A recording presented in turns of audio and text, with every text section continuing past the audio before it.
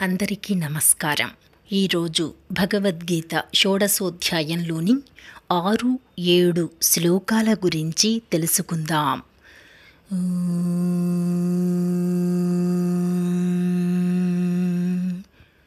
శ్రీకృష్ణ పరబ్రహ్మణే నమః.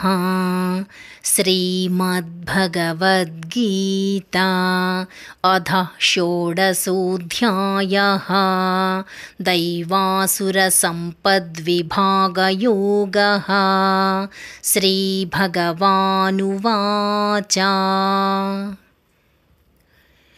ద్వౌ భూతసర్గౌ లోకేస్మిన్ దైవ ఆసుర ఏవ చ. దైవో విస్తరసః ప్రోక్తః ఆసురం పార్థ మే శృణు. ఓ అర్జున, ఈ లోకముననున్న మానవులు 2 విధములుగా ఉందురు. దైవ లక్షణములు కలవారు కొందరు, ఆసుర లక్షణములు కలవారు మరికొందరు.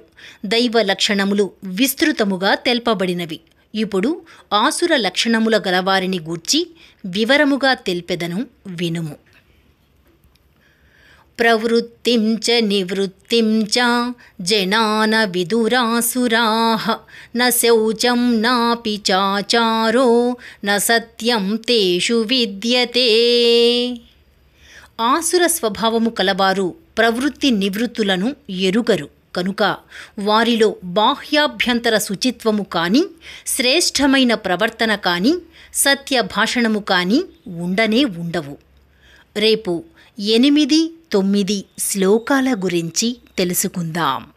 డిస్క్రిప్షన్లో శ్లోకం, భావం కూడా ఉంటాయి, చూస్తూ వినవచ్చు. శ్రీకృష్ణార్పణమస్తు.